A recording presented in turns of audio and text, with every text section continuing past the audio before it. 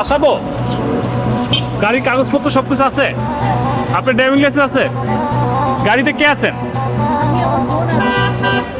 বুঝি নাই। আপনি কি করেন? ব্যবসা করেন? কোথায়? বুঝি নাই। কোন জায়গাতে? একটু আপনার গাড়িটার ভিতরে একটু লাইট দেওয়া যাবে? একটু লাইট প্লিজ। একটু চেক করলে আমরা।